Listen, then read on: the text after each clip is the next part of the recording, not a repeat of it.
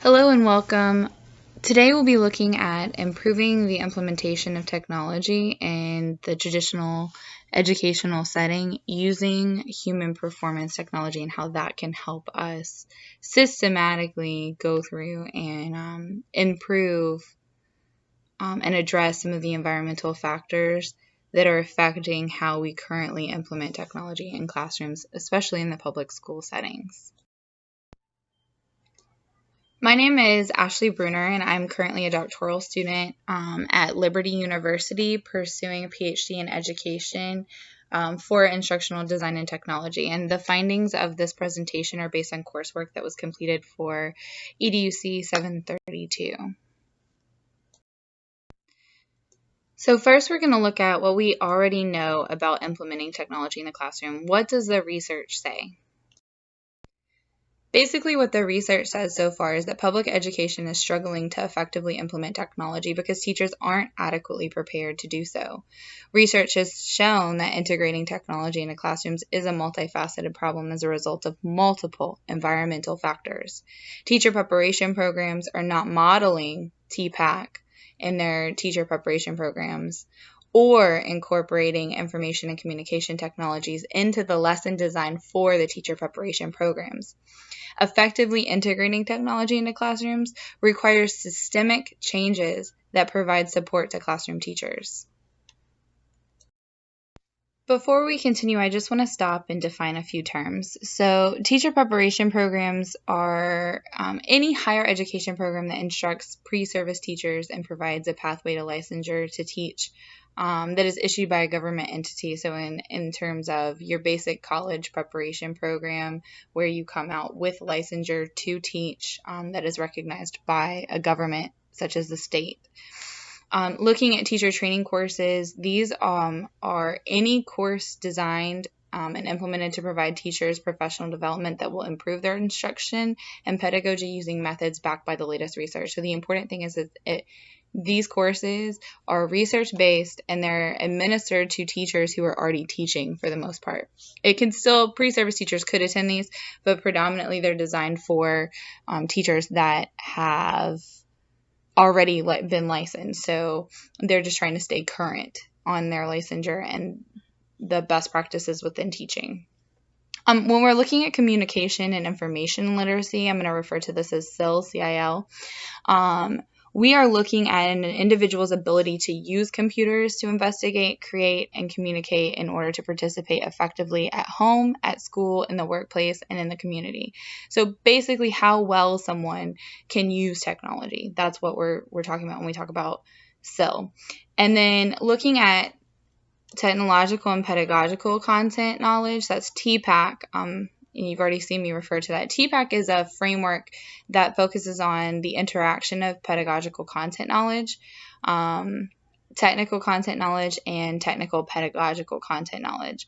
And the result of how those interact is TPAC. So the individual attributes are components of a whole pedagogy. When we look at the pedagogical content knowledge,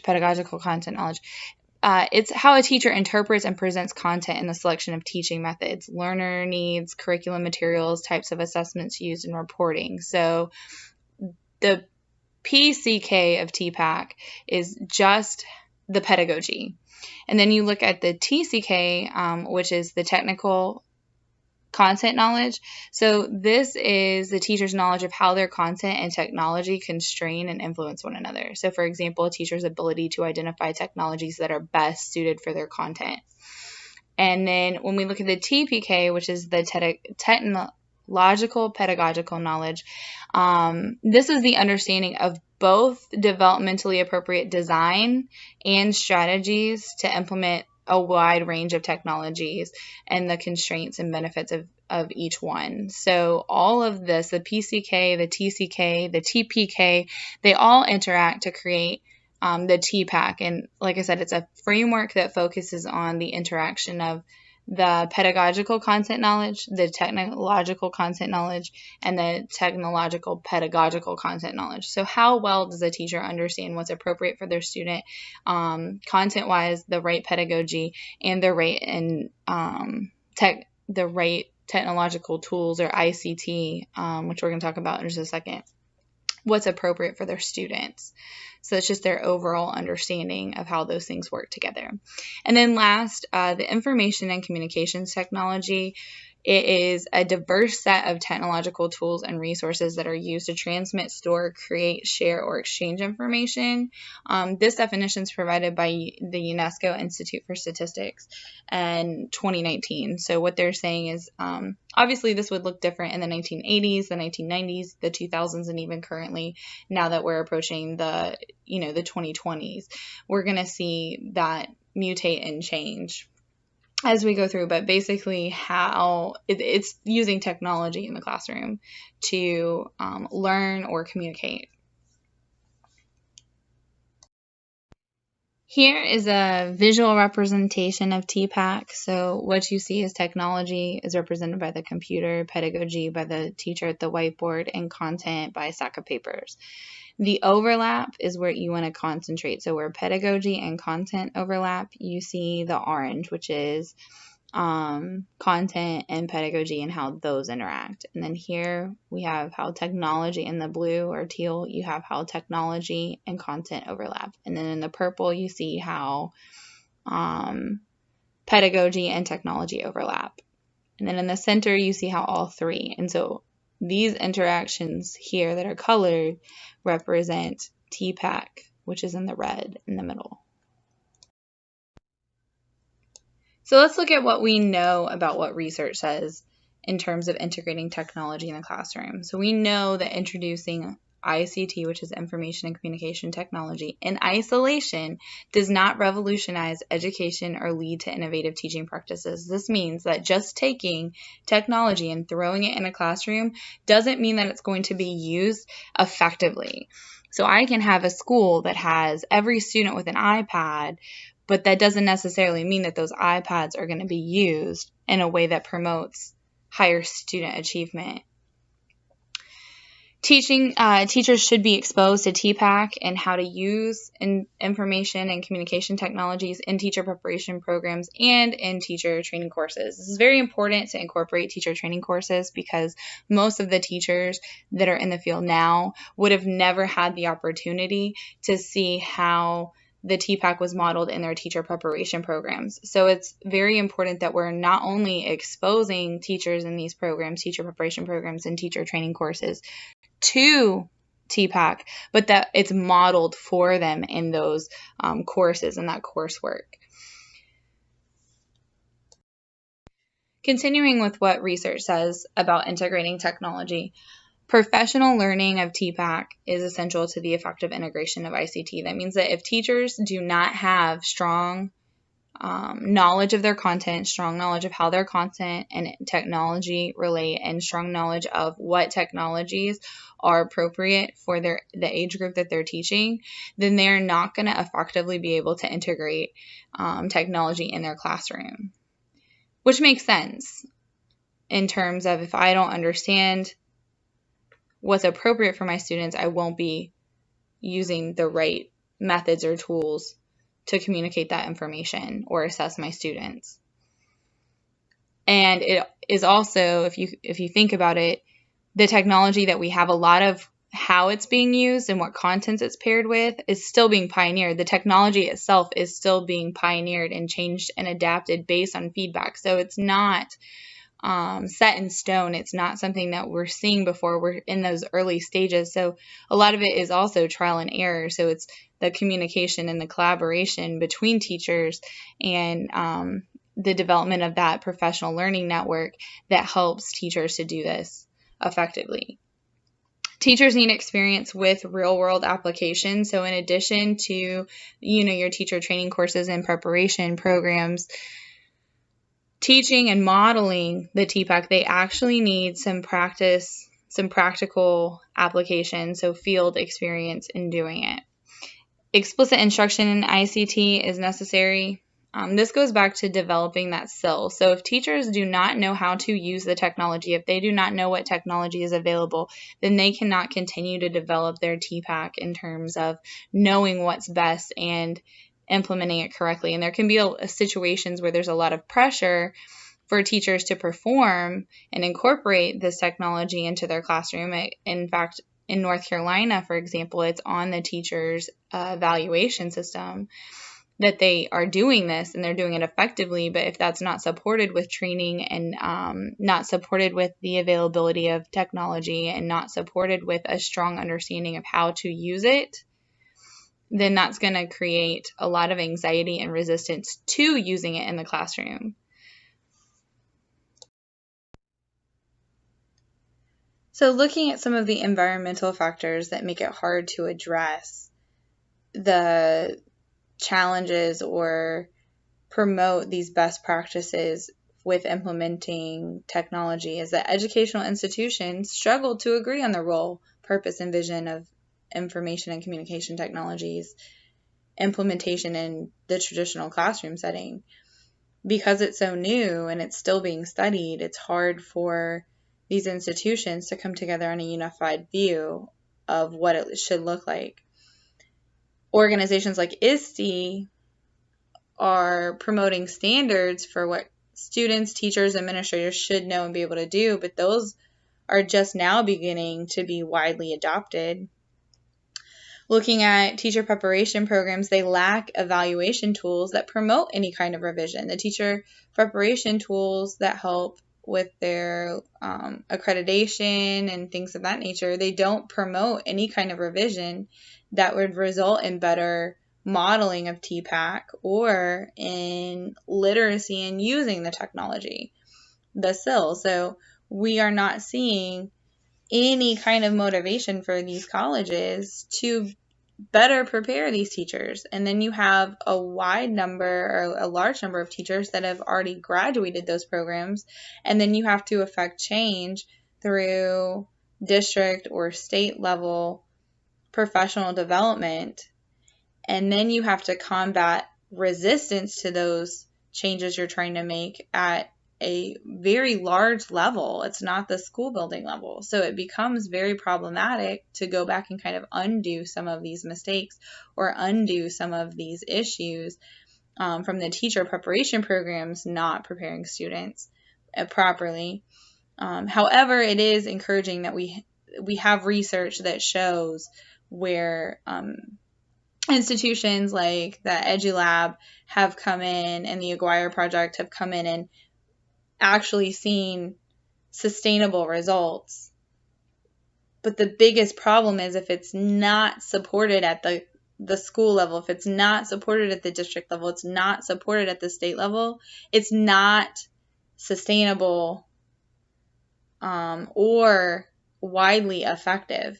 Because what the research shows is if a single teacher comes in and they have been prepared properly, but they come into an environment, a school, let's say, where they're very old school, they don't have a lot of technology, the principal and their mentor teacher are resistant to implementing technology, and they like the old school, or they're even just resistant to the correct pedagogy that the teacher was prepared for. It doesn't matter how confident that teacher is going into that school, in that environment, the research is showing that those teachers are deferring to the more experienced, or basically the administration's desires and whims, rather than trying to strongly promote what they've learned in the educational setting. And this makes sense because teachers, the profession of teaching, yes, you can go to school and get a license, but a lot of what makes a teacher effective in their classroom is learned through mentorship. So because of the nature of the profession being almost like an apprenticeship, once you are graduated from the teacher preparation programs, you see more of a mentorship or apprenticeship that happens. And a lot of districts have even recognized where teachers are not ready when they come out of the preparation programs and they need this extra support. And so they have implemented things like BT, or beginning teacher programs, where the teacher for the first 3 years is assigned a mentor, and they have extra training and duties, and they don't have in terms of their teaching and documenting what they're doing in their classroom, where they have less duties to go, say, to game duty or to coach or to sponsor a club. so that they can pick up these skills. So if we're not affecting what those teachers, the veteran teachers and the veteran administrators are promoting within their schools, then we're not going to affect change on a large level or a sustainable level. And then looking at the teachers lack literacy in how to use the technology and the pedagogy. So how are you addressing all of these teachers that have been teaching for 15 years, 20 years? I mean, they still have half their career left, but when they came into teaching, all of these technologies weren't available and they haven't learned it. And if their district hasn't promoted a lot, or they're extremely motivated to go take the initiative to get the training, then we're not seeing them become educated. So our field as a whole is not up to date on the latest practices. And honestly, some of those practices are still being developed. So it becomes this huge problem that is multifaceted. In summary, previous attempts to address these issues have fallen short because these problems are being investigated and addressed in isolation of their environment. And there's too many environmental factors that interact. This is where human performance technology can be beneficial in investigating this, analyzing these issues using the lens of, or the framework of human performance technology would allow consideration for those environmental factors, a consideration for who's doing the work, consideration for the workplace itself, and consideration for the work. So let's take a quick look at what human performance technology entails. HPT is difficult to define because it's been influenced by so many different disciplines throughout its evolution, and its rapid growth and interdisciplinary development have resulted in over 31 different definitions. But despite varying definitions and approaches to the process, most scholars and performance technologists agree that the process entails the following components. The first is to conduct an analysis to identify the gap between the current performance and the desired performance. Then select and design appropriate interventions, develop those interventions, implement those interventions, and then continuously monitor and evaluate the effectiveness of the process. So the evaluation happens at every part of the process. If you look at the HPT model diagram on this slide, you'll see that the evaluation has arrows at each point of the process, and it's going back and forth. So for example, in the analysis, it would evaluate the effectiveness in the intervention selection, the design and development. It's going to monitor and evaluate those and then make adjustments based on the evaluations. And then before it goes into implementing the interventions, is going to look at did the design, did the development, all of that, the planning phase, did all of that, was it effective, or do adjustments need to be made and we need to go back through that process again before we actually implement? And then based on the intervention, the implementation of the intervention, how is it going to be sustainable? Is it actually going to continue to work? So HPT is very much on evaluating the sustainability of something as well. So why is HPT suited to address the issue of implementing technology in education? Well, HPT examines the problem within an authentic environment by thoroughly analyzing the environmental context outside the workplace, the worker, and the work. So you can see the graphic beside kind of illustrates that. So HPT kind of looks at all of that and how they interact. And so it would consider how environmental factors might affect and environmental factors might influence an intervention, or how the worker is suited to carry out the intervention. For example, one of the questions that HPT asks is, if someone's life depended on it, could they perform the task. And if that's the case, if yes, the answer is yes, then training is not what they need.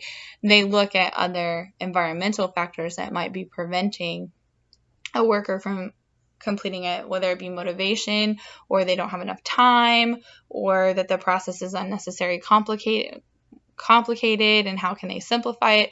So HPT takes all of that into consideration, and it's unique in its approach because other frameworks tend to isolate the issue to the organization. Another reason that HPT is particularly suited to address this type of issue is because it likes to start with the issue at the beginning, where, let's say, IDT, the field of IDT, tends to come in at the end. And what I mean by that is if we had this issue presented to instructional design and technology field, it would be, we need to train the teachers because they don't understand. Well, that doesn't take into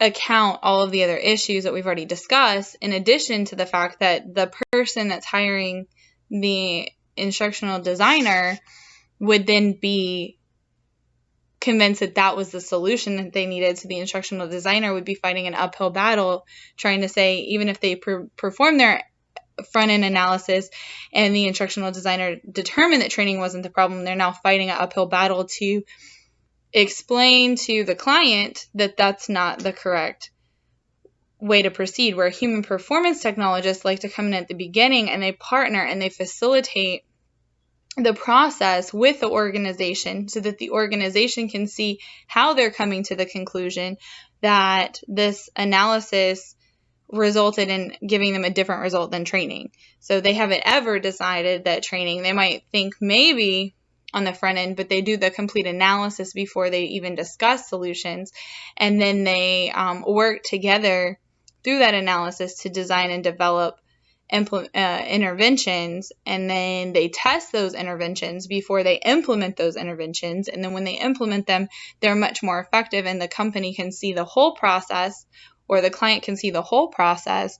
And in seeing that, it becomes more sustainable because they can continue to implement the process as environmental factors change, or as the work changes, or as the product changes. They can use that process that they've learned through working with a performance technologist to come up with a more sustainable change, first of all, and second of all, to partner with them in analyzing the problem rather than just trying to implement the problem on the back end of things.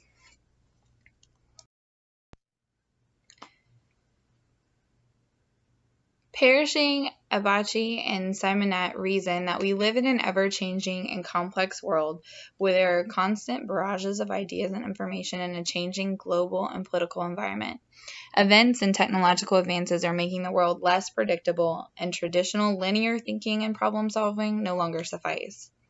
The work asked of educators is being transformed by new technologies that are continuously evolving, and HPT offers an avenue that can provide sustainable change in this type of environment.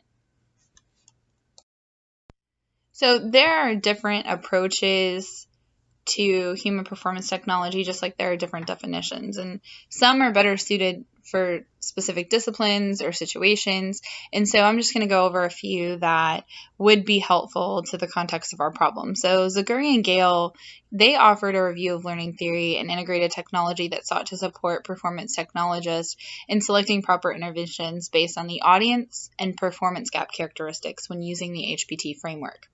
They suggested that the performance support systems have the potential of enabling the full learning ecosystem as described by the 5 moments of need model by admitting just-in-time guidance and information. So concluding that the performance-based training that utilizes the performance support systems provide efficient learning outcomes, and it's more effective than traditional means. So that's their argument. And they identified 2 primary questions. What are the circumstances under which the performance support systems are appropriate, and what design will result in maximum effectiveness?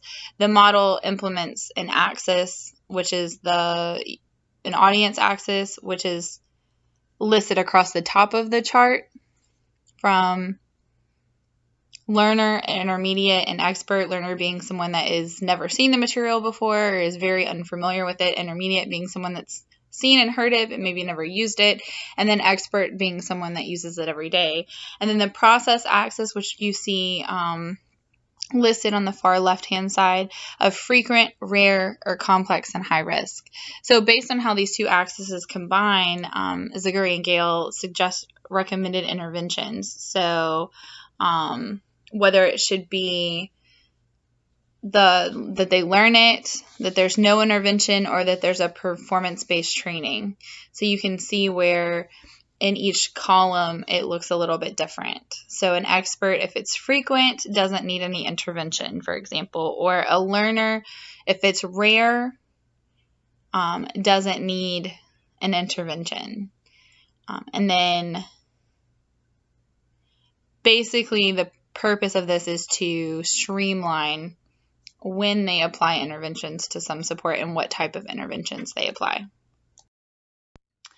Similarly, Langdon and Langdon developed what they called work analysis tools, or abbreviated WATs. And based on the language of work model, predominantly meant for business, they streamlined the HPT process by identifying which analysis was appropriate for each method, and then simplified the choice of intervention. So the WATs are tools basically to facilitate the client's analysis of their organization and guide them through choosing the appropriate intervention. Langdon and Langdon argued that these WATs create a more uniform approach to HPT and that they improve the field in 6 ways. So the first one would be the process is accessible to a wide variety of audiences within different levels of organization.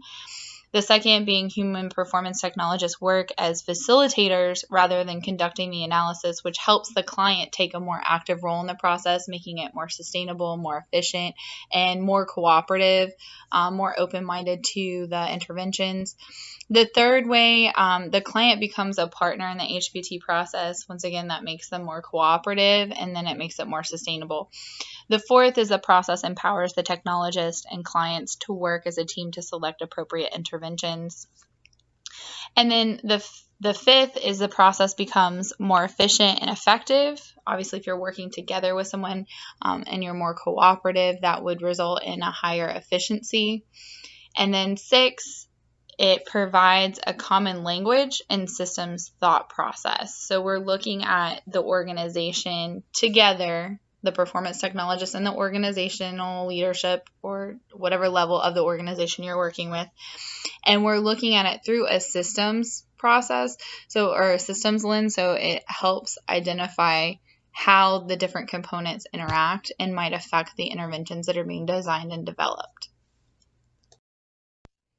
So how do these two approaches apply to education? Well, Zaguri and Gale help identify when and if and what type of intervention would be needed. So coming up with some kind of decision matrix specifically for education and technology in the classrooms or in the schools would be extremely helpful in this regard. So using that type of matrix in terms of differentiating professional development or differentiating the type of interventions that are applied to meet a diverse group of people and their needs. And then looking at Langdon and Langdon and partnering and really teaching coming up with a template to teach the process and how it looks in schools would be extremely helpful and useful in terms of kind of affecting systemic change, especially because of the nature of schools. When you look at each school, it services a very unique population and it has very unique characteristics. So when we're trying to, and even unique resources. So what one school has, another school doesn't have. What one school needs, another school doesn't need. So when we look at trying to come up with a universal solution, the HPT framework provides an opportunity to really differentiate, but still use the same process to find sustainable solutions within the schools. So what we're looking at is, just kind of streamlining the process and making it more manageable for individual schools to still follow the HPT process, but and get the same result, but maybe have different interventions and And obviously they're going to have different analysis results, so different interventions based on the unique analysis of their particular school or their particular district or their particular state. So it really could apply at any level. But we do know that, what works for someone in California is maybe not going to work with for someone that's in Maine, or what works for someone in Hawaii is definitely not going to necessarily work for someone that's in Alaska. So it helps with the differentiating the interventions, but still taking a streamlined approach that can be replicated to a similar situation or industry. The last study I'm going to talk about is the hospitality group. And while this was an example of a hotel chain that went from a luxury hotel chain to a designer or a design hotel chain, it does show how systematically you can make such a large change on a large scale. So this would be kind of an example of how HBT could be used to transform education systemically on a much broader scale, so a national or a state or maybe even international level. If it's implemented properly, it could be done. So looking at the hospitality group, it's transformed traditional 5-star hotels into design hotels using the HBT framework.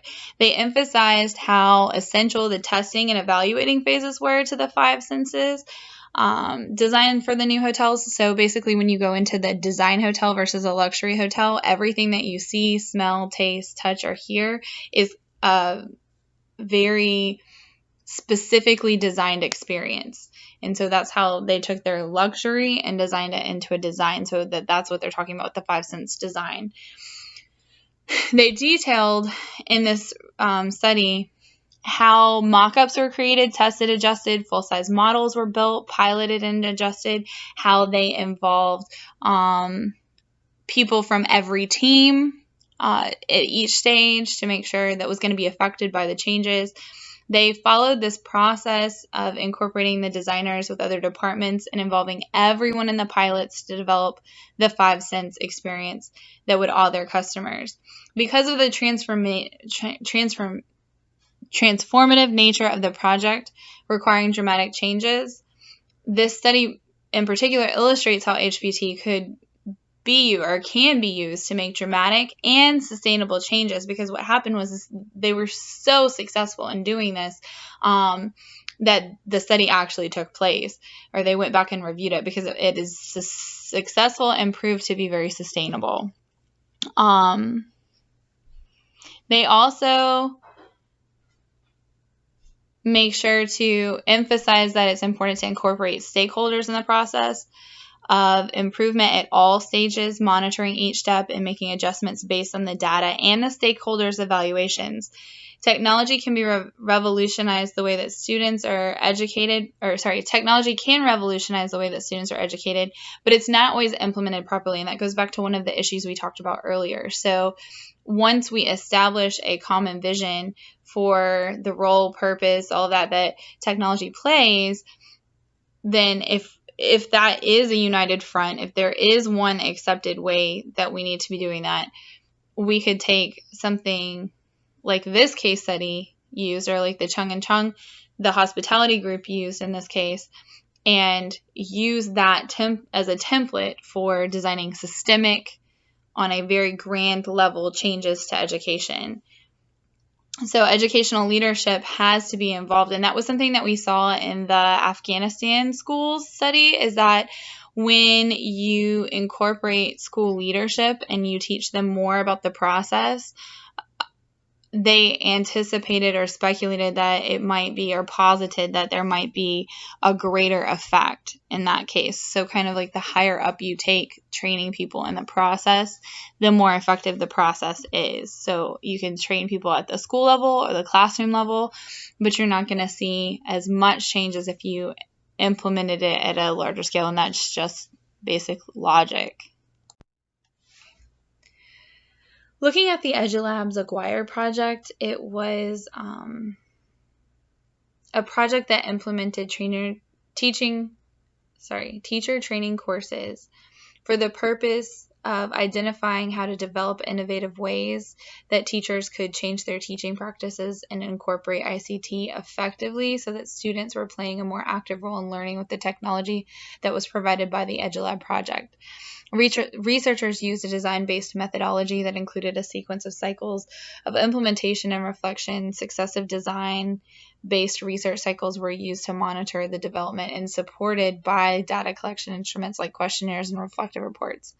Ultimately, the results showed that the teacher training courses positively impacted the teachers' use of ICT in the classrooms. The participants displayed a higher level of ICT integration and adoption level at the end of the first year of the project, and this change positively impacted student motivation. When looking at the Hashimi study, this was a study that was conducted in Afghanistan. It was a case study, and it investigated 3 high schools' use of the HPT framework to develop school improvement plans that would increase student achievement.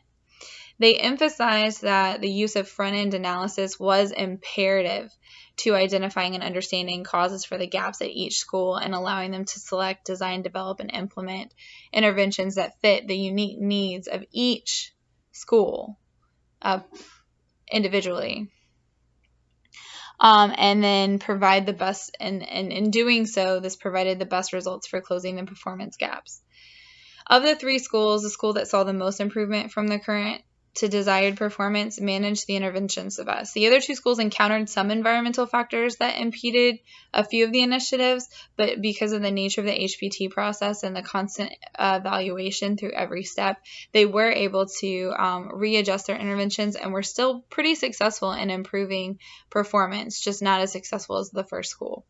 While HPT has not been widely used and studied in education, case studies like this one suggests that HPT can provide significant positive outcomes when used in education.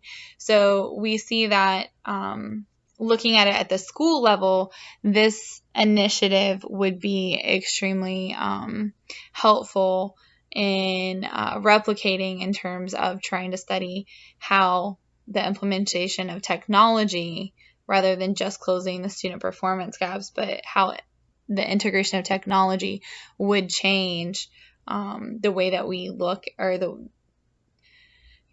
using the school improvement plan to kind of affect change and help technology be implemented more effectively at the school level.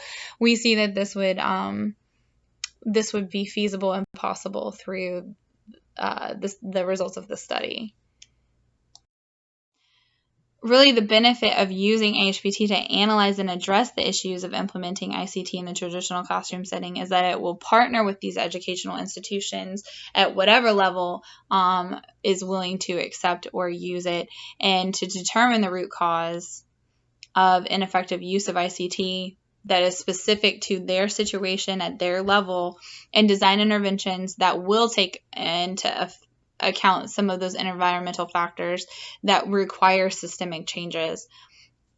So it would still be effective and sustainable when they're selecting those interventions, monitoring those interventions, and growing and adapting to the needs of the project as they evolve. So that would be the biggest benefit of using HPT. And of course, it still needs to be used on a large scale in order to be seen as, and research to be seen as legitimate and widely accepted. However, someone has to pioneer those, and this would be a great issue and a great topic to use it for, because it's so relevant right now, and it itself, implementing technology, is still relatively new and has so many different avenues to explore. So combining HPT in that process of trying to improve our implementation of technology is extremely relevant, because both are growing fields and growing fields of study that need further research.